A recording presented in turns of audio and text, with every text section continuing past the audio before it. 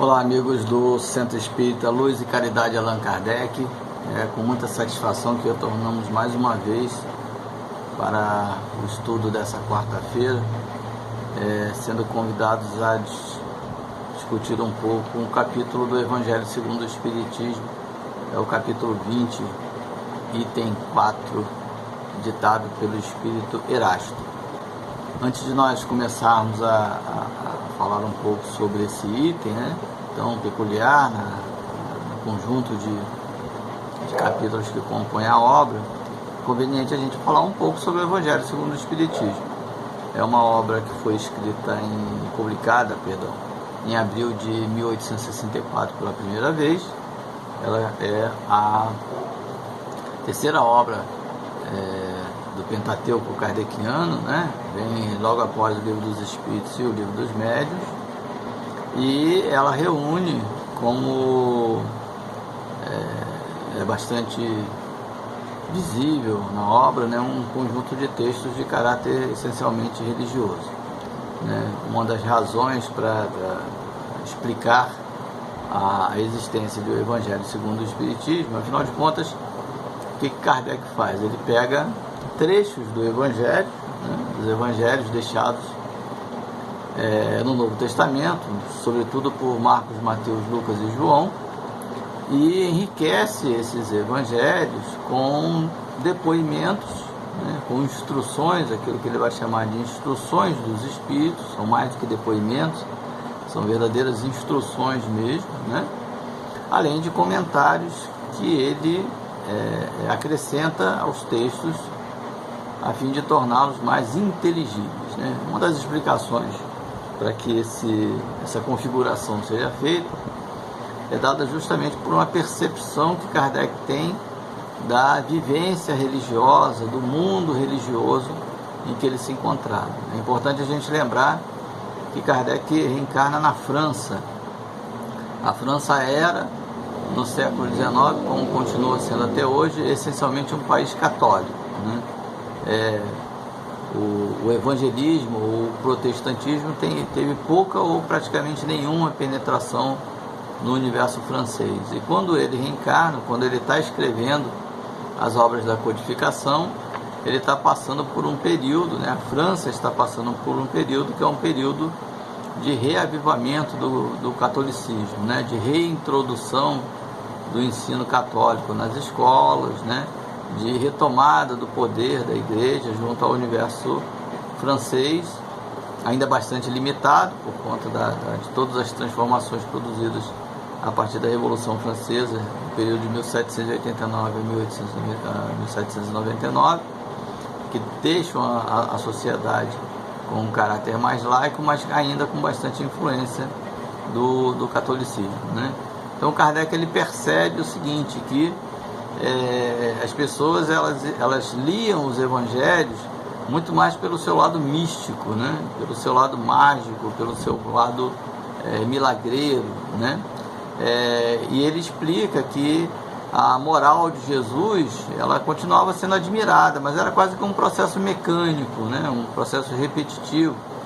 Os evangelhos eles eram, como eles foram escritos na forma de parábolas, que era a forma mais simples das pessoas compreenderem as mensagens de Jesus, eles careciam de uma interpretação mais profunda, que fossem sustentar realmente essas lições deixadas pelo Mestre Jesus. E para isso ele recorre ao depoimento de vários espíritos, entre eles Santo Agostinho, São Luís, São Vicente de Paula, Erasto, que é o espírito que nós vamos conversar um pouco hoje, Fénelon e muitos outros. Então o objetivo da obra é justamente, à luz da doutrina, com as instruções da doutrina, com os conhecimentos que já haviam sido trazidos pelos Espíritos daquela época, tornar os ensinamentos de Jesus mais aprofundados e mais inteligíveis para todos. É isso que ele vai fazer ao longo de toda o Evangelho segundo o Espiritismo. Nós vamos tratar do capítulo 20, que tem como título um título bastante sugestivo, que é Os Trabalhadores da Última Hora. Quem são os trabalhadores da última hora? E essencialmente um capítulo muito curto. Ele tem apenas uma parábola, que é a parábola do festim de bodas, e 3 mensagens, né, trazidas por espíritos diferentes. Os últimos serão os primeiros: missão dos espíritos, que é aquela trazida pelo espírito Erasto, e a última, os obreiros do Senhor, que vai fechar o capítulo, né? Então o que nós vamos tratar hoje será essencialmente de missão dos espíritos. Bom, antes de nós entrarmos propriamente no item que nós vamos discutir, né, seria conveniente a gente pensar a respeito de Erasto, que afinal de contas é o espírito que nos traz essa mensagem, né? Existem referência a 2 Erastos na codificação. Eu vou me apegar ao primeiro, né, aquele que mais tem contribuições no conjunto da obra da codificação, né? Ele se apresenta como um discípulo de Paulo. Ele viveu na mesma época que Timóteo, né? Era trabalhou junto com Paulo, né, na pregação do Evangelho, e nós sabemos disso porque ele aparece a primeira vez na segunda epístola a Timóteo, né, segunda carta que Paulo escreve a Timóteo, onde ele diz o seguinte: quando essa passagem ocorre quando Paulo ele já estava em Roma, né, e ele diz a Timóteo que Erasto tinha ficado em Corinto, né? Depois nós vamos encontrar de novo uma referência a Erasto na segunda epístola aos Romanos, quando ele identifica que Erasto seria o tesoureiro da cidade, ou seja, ele seria o tesoureiro da comunidade de seguidores cristãos, né, que administrava lá os recursos, né, daqueles seguidores. Então ele diz: saúdo-vos Erasto, tesoureiro da cidade, né? Depois, em Atos dos Apóstolos, nós vemos de novo uma referência a Erasto, quando ele diz que Paulo enviou à Macedônia 2 dos que lhes assistiam, Timóteo e Erasto. Ou seja, Timóteo e Erasto tinham sido enviados à Macedônia por Paulo justamente para pregar o Evangelho. E isso é interessante a gente observar a proximidade desses 2 discípulos, né? Pois em O Livro dos Médiuns, no capítulo 19, nós vamos encontrar uma longa mensagem assinada por ambos a respeito do papel do médium nas codificações, que é o item 225. Ou seja, eles estiveram juntos lá no século I, né, da era cristã, e continuaram juntos na tarefa da codificação. Nós encontramos várias passagens de Erasto no Livro dos Médiuns, né, os itens 98 do capítulo 5, algumas respostas a perguntas constantes no item 99, depois nos itens 196 e 197 do capítulo 16, nos itens 230 do capítulo 20, onde se encontra a célebre frase: melhor é repelir 10 verdades do que admitir uma única falsidade, uma só teoria errônea. Essa é uma ideia bastante presente ainda, inclusive na codificação jurídica da época, né? Dizendo que o acusado ele só seria realmente condenado, independente de todas aquilo que ele já tivesse feito, se realmente fosse possível provar um delito, né? Além disso, isso está muito próximo daquilo que Kardec vai abraçar, né? De que o Espiritismo caminharia ao lado da ciência, né?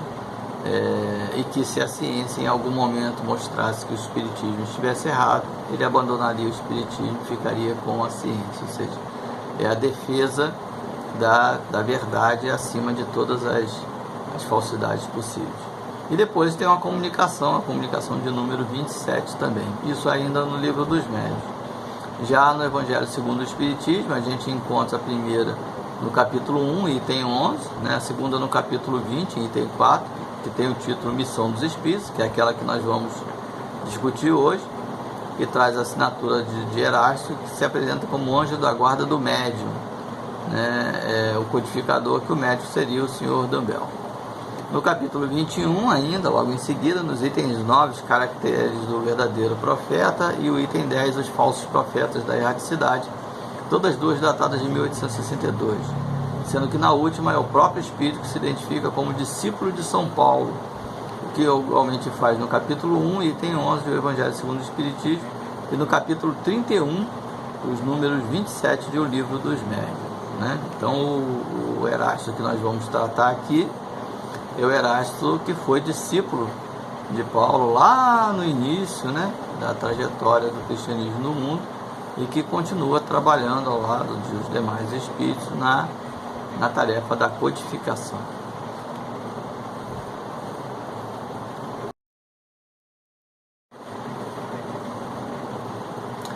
Bom, então para nós começarmos aqui o nosso estudo, efetivamente o estudo de hoje, né, capítulo 20, item 4, Evangelho segundo o Espiritismo, Missão dos Espíritos.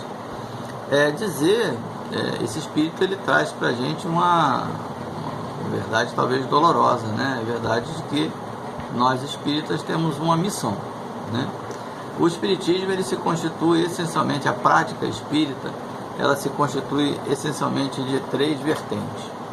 A primeira vertente é o estudo, ou seja, não existe espiritismo, não existe praticante do espiritismo que não seja um estudioso do espiritismo. Aquele que não é, ele vai com certeza repetir misticismos, repetir mensagens que estão presentes em várias outras vertentes religiosas, fugindo, na maior parte das vezes, daquilo que nós chamamos de codificação.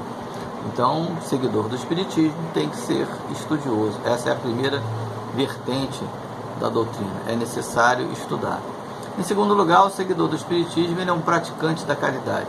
Ninguém nasce sabendo o que é praticar a caridade. Ela é fruto de um exercício, né? É por isso que a gente diz que é uma prática, né? É a prática da caridade. Então, o espírita ele é um estudioso, ele precisa estudar o espiritismo, ele precisa exercer a caridade, e é no exercício da caridade que ele desenvolve essa prática.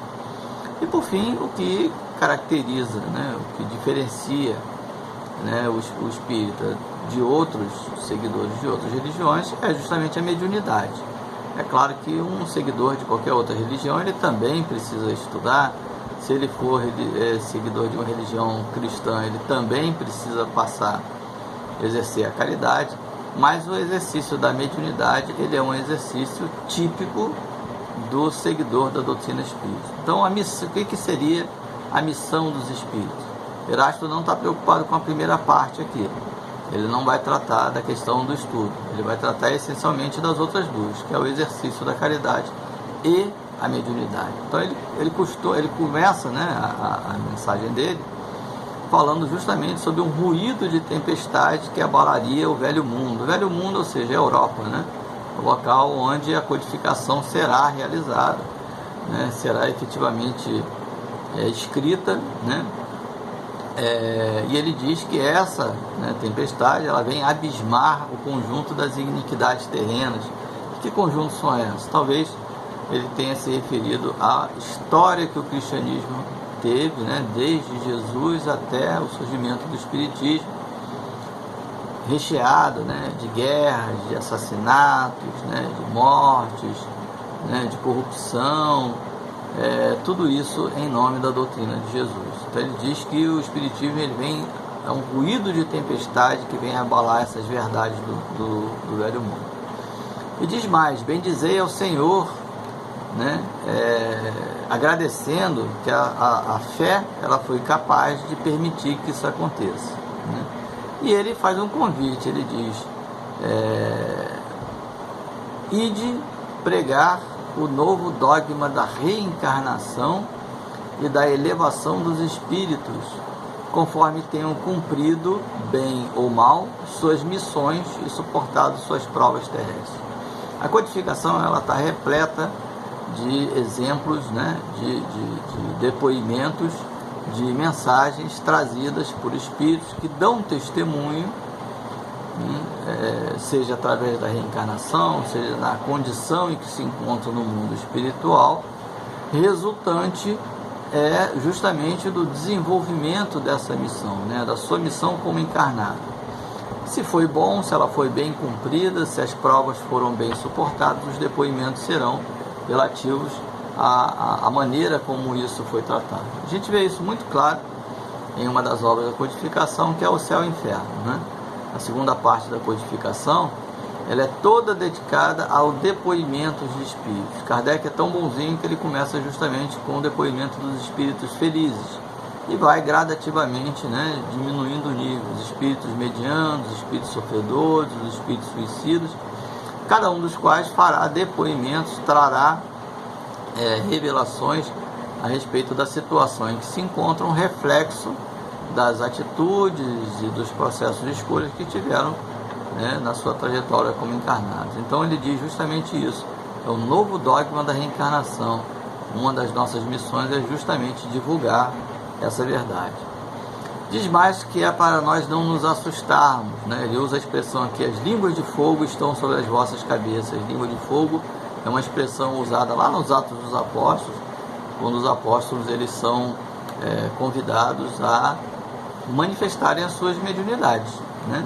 E diz mais, ó verdadeiros adeptos dos espíritos, do espiritismo, sois os escolhidos de Deus. Por que escolhidos de Deus, né? Por que nós somos escolhidos?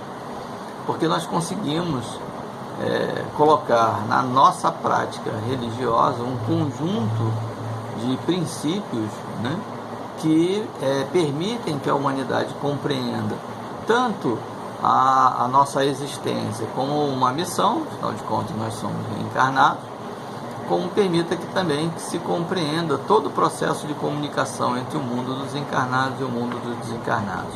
Ele diz mais, ide e pregai a palavra divina.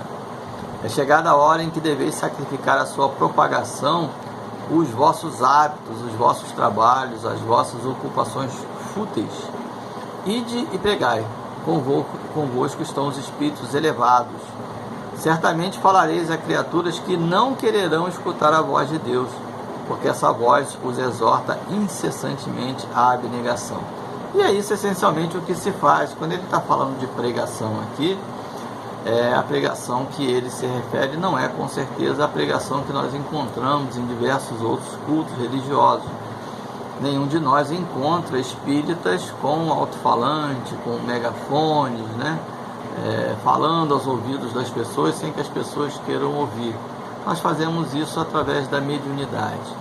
Todos os dias, em todas as casas espíritas que existem no mundo, nas sessões mediúnicas, nós recebemos espíritas que não querem ouvir as verdades que são trazidas pelo Espiritismo, porque essas verdades, elas convidam esses espíritos, assim como também nos convidam a abrir mão da nossa situação de conforto. Nos obriga a levantar e olhar quem está sofrendo, nos obriga a olhar dentro do nosso ambiente quais são os sofrimentos que nós estamos provocando, qual é a nossa tarefa na diminuição desses sofrimentos. Então o espírita, ele é convidado a olhar o mundo com olhos de fraternidade e caridade, e isso para muitos é muito difícil, né? Mas ele nos diz também que a gente não deve abandonar essa missão, ou corremos o risco de não sermos verdadeiramente espíritas.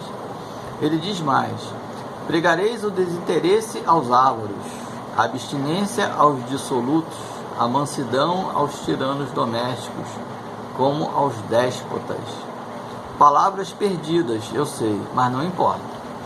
Faz-se necessário, regueis com os vossos suores o terreno onde tendes de semear, porque ele não frutificará e não produzirá, senão sob os reiterados golpes da enxada e da charrua evangélica. Ide e pregai. A nossa pregação, e isso nós repetimos com frequência, né? Nós espíritas pregamos pelo exemplo. Nós não pregamos pela palavra, nós não obrigamos ninguém, nós não convidamos ninguém a se tornar espírita. Muito pelo contrário, na casa espírita, com frequência, isso acontece comigo, eu tenho certeza que acontece com outros companheiros também, nós somos frequentemente convidados, né, a atender pessoas que pertencem às outras religiões, que têm uma convivência muitas vezes difícil com pessoas de outras religiões dentro de casa. E eu mesmo já fiz várias vezes, recomendei, olha, se a sua vivência dentro da casa espírita de alguma forma está atrapalhando a sua convivência no lar, em primeiro lugar está a sua família, né?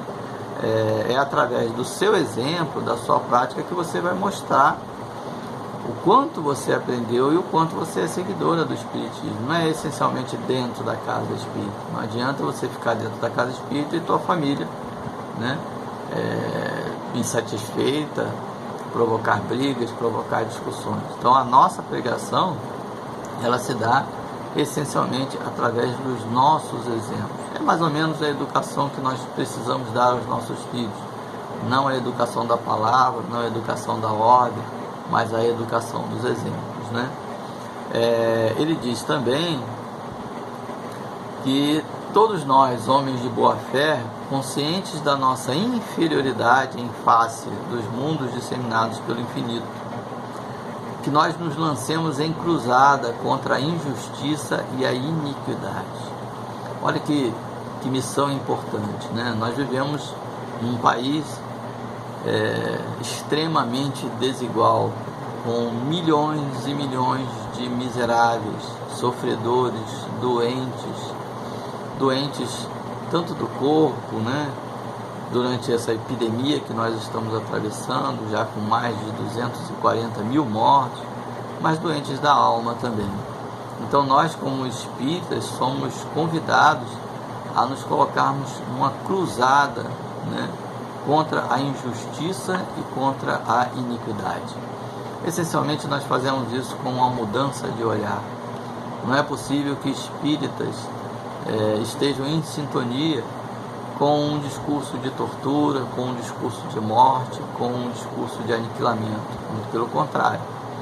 Nós que somos espíritas somos seguidores de um conjunto de ensinamentos que nos ajuda a entender que tudo recomeça através da reencarnação. E é necessário que o ambiente seja capaz de fornecer as condições para que essa mudança ocorra. Os lugares do mundo onde existe menos violência, menos corrupção, não são os lugares do mundo onde existem mais armas ou mais policiamento. São os lugares do mundo onde existe menos desigualdade. Então a nossa luta contra a injustiça, né, a nossa luta contra a iniquidade tem que ser essencialmente uma luta contra a desigualdade. Que nós possamos ter um mundo, ter um país onde aqueles que ganham pouco consigam sobreviver, consigam ter uma vida digna, né? Essa deve ser a nossa luta. Diz mais: ide e proscrevei esse culto de bezerro de ouro que cada dia mais se alastra. Ele está se referindo, né, aí em meados do século XIX, a uma sociedade que ela se torna cada vez mais materialista, que cultua o bezerro de ouro, que cultua, né, o dinheiro, a riqueza, a prosperidade. E não é o mundo que nós vivemos, esse mundo que prega a riqueza, o poder e a juventude como sinônimos de felicidade. Não é isso que nós estamos vendo o tempo todo, as pessoas querendo aparecer ou tentando parecer mais jovens, mais novos. O Brasil é o segundo lugar do mundo onde mais se faz cirurgia plástica, onde se deseja enriquecer, onde se deseja o poder, sem que isso se converta em felicidade. Nós somos o país mais violento do mundo. Não existe lugar no mundo onde ocorra 45 mil assassinatos por ano. Não existe. A última vez que eu fiz esse levantamento, em 2018, o Brasil tinha tido, no ano anterior, 2017, cerca de 60 mil assassinatos. Isso era maior do que o número de assassinatos cometidos em outros 153 países, isso em apenas um ano. Então esse país é um país desigual, onde se mata muito, onde se prende muito e onde se continua produzindo muito mais injustiça, muito mais infelicidade. Ele diz: homens simples e ignorantes, vossas línguas se soltarão e falareis como nenhum orador fala. E não é isso que acontece nas casas espíritas, nas sessões mediúnicas? Lá nas sessões mediúnicas, quem está participando da sessão mediúnica, em sua grande maioria, não são pessoas com cursos superiores, né? Não são pessoas com títulos intelectuais, são, na sua grande maioria, pessoas simples, né? Pessoas simples, muitas vezes com pouca cultura, que ele nomeia aqui como ignorante, mas que ele diz: vossas línguas se soltarão, ou seja, os espíritos falarão através dela. Ide pregai que as populações atentas recolherão ditosos as vossas palavras de consolação, de fraternidade, de esperança e de paz. Essa é uma das nossas missões, que a nossa palavra, que o nosso discurso, ele seja um discurso de consolação, de fraternidade, de esperança e de paz. Também nos diz que nós vamos passar por emboscadas, né, que nos serão abertas pelo caminho, né, e diz mais: ide homens, que grandes diante de Deus, mais ditosos do que Tomé, credes sem fazeres questão de ver e aceitais os fatos da mediunidade, mesmo quando não tenhais conseguido obtê-los por vós mesmos. Ide, o Espírito de Deus vos conduz. Esse é o exemplo do próprio Kardec. Kardec não era médium, né? Kardec, em nenhum momento da codificação, as mensagens trazidas pelo Espírito vieram através da mediunidade de Kardec. Mas ele fez isso, ele acreditou, mesmo não tendo desenvolvido a mediunidade. E a partir daí, quem esteve ao lado dele foram espíritos que o ajudaram o tempo todo. A fé é a virtude que desloca montanhas, disse Jesus. Todavia, mais pesados do que as maiores montanhas, jazem depositados nos corações do homem a impureza e todos os vícios que derivam da impureza. Ele aqui usa uma expressão muito comum, né? A fé remove montanhas. Mas a montanha que Jesus está se referindo não é a montanha literal, não é o monte de terra. É esse conjunto enorme, gigantesco de iniquidades e impurezas que nós temos dentro de nós. Parti então cheios de coragem para removerdes essa montanha de iniquidades que as futuras gerações só deverão conhecer como lenda, do mesmo modo que vós, que só muito imperfeitamente conheceis os tempos que antecederam a civilização pagã. Então ele diz: isso é um exercício, se a gente começar a colocar em prática agora, as futuras gerações, né, conhecerão menos essas iniquidades. Erasto traz essa mensagem em 1800, final da década de 1860, meados, da década de 1860. E nós continuamos nessa tarefa até os dias de hoje, de passar para as futuras gerações condições para romper essa iniquidade. Será que nós estamos fazendo isso? Ele fala: em todos os pontos do globo vão produzir-se as subversões morais e filosóficas. Aproxima-se a hora em que a luz divina se espargirá sobre os dois mundos.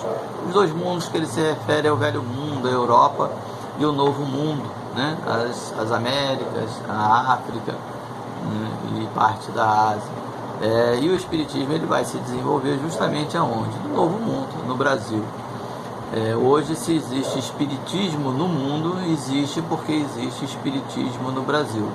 É aqui, é a partir daqui que a codificação ela se transformou em religião, produziu novos médios e produz o trabalho de Espiritismo que é divulgado no restante do mundo. Ele diz mais: e depois levai a palavra divina aos grandes que a desprezarão, aos eruditos que exigirão provas, aos pequenos e simples que a aceitarão, porque principalmente entre os mártires do trabalho desta aprovação terrena encontrareis fervor e fé. Ide, estes receberão com hinos de gratidão e louvores a Deus a santa consolação que lhes levareis, e baixarão a fronte, rendendo-lhe graças pelas aflições que a terra lhes destina. E não foi assim que aconteceu no Brasil? Chico Xavier era uma pessoa simples, Divaldo Franco uma pessoa simples, né? Esse evangelho, essa palavra trazida pelo Espiritismo, ela não foi abraçada por grandes doutores, por grandes eruditos, até tem, né? Mas na grande maioria, os pregadores, os seguidores, os propagadores da doutrina são as pessoas mais simples, né? As pessoas que não vão rejeitar porque são ricas ou porque são muito eruditas, são aquelas que acreditam, têm fé e põem em prática essa doutrina maravilhosa. Arme-se a vossa falange de decisão e coragem, mãos à obra, o arado está pronto, a terra espera, arai. Ide e agradecei a Deus a gloriosa tarefa que Ele vos confiou. Mas atenção, Entre os chamados para o Espiritismo, muitos se transviaram. Reparai, pois, vosso caminho e segui a verdade. Ou seja, não adianta nós nos dizermos espíritas, né? Nos dizemos seguidores de uma doutrina. É necessário que a nossa prática esteja em sintonia com essa missão e com essa prática. Não adianta apenas a gente usar a camisa do Espiritismo ou nos dizermos nós somos espíritas. Ele chama atenção, né? Aliás, ele chama atenção e traz aí um aviso. Ele diz: muitos se transviaram. Reparai, pois, no vosso caminho e segui a verdade. Em seguida ele vai fazer uma pergunta, né? Pergunta: se entre os chamados para o Espiritismo muitos se transviaram, quais os sinais pelos quais reconheceremos os que se acham no bom caminho? De que forma é possível reconhecer um verdadeiro espírito? E a resposta, ela é maravilhosa. Ele diz: reconheceremos pelos princípios da verdadeira caridade que eles ensinarão e praticarão. Reconhecemos pelo número de aflitos a que levem consolo. Reconhecemos pelo seu amor ao próximo, pela sua abnegação, pelo seu desinteresse pessoal. Reconhecemos finalmente pelo triunfo de seus princípios, porque Deus quer o triunfo de sua lei. Os que seguem sua lei, esses são os escolhidos, e ele lhes dará a vitória. Mas ele destruirá aqueles que falseiam o espírito dessa lei e fazem dela degrau para contentar sua vaidade e sua ambição. Ou seja, o espírita, ele não é, como nós dissemos no início, reconhecido pelo seu discurso, mas ele é reconhecido principalmente pela sua prática. E que prática é ela? Socorrer os aflitos, levar amor ao próximo, ter abnegação, desinteresse pessoal e pôr em prática a lei de amor e caridade que Jesus nos trouxe. Nós precisamos colocar isso em prática no nosso dia a dia. Não adianta sermos espírita apenas na casa espírita. Aliás, ser espírita dentro da casa espírita é muito fácil, né? É um ambiente de paz, um ambiente de caridade, onde nós nos abraçamos, onde nós confraternizamos, né? Onde nós estudamos, onde nós exercemos a caridade, onde nós exercemos a mediunidade. O problema todo é quando nós saímos da casa espírita, no nosso dia a dia, na nossa casa, no nosso trabalho, na sociedade. É aí que nós mostramos e que nós colocamos realmente em prática aquilo que a doutrina nos convida a pôr em prática. É aí que nós precisamos exercer a caridade, é aí que nós precisamos desenvolver as nossas mediunidades. Que nós possamos, ao longo das nossas tarefas, do nosso dia a dia, levarmos sempre em consideração que os bons espíritas, eles não são avaliados pelo título, né, que pregam, pela forma como falam, mas pela sua prática, que precisa ser uma prática de amor, de paz e de caridade. Muita paz para todos.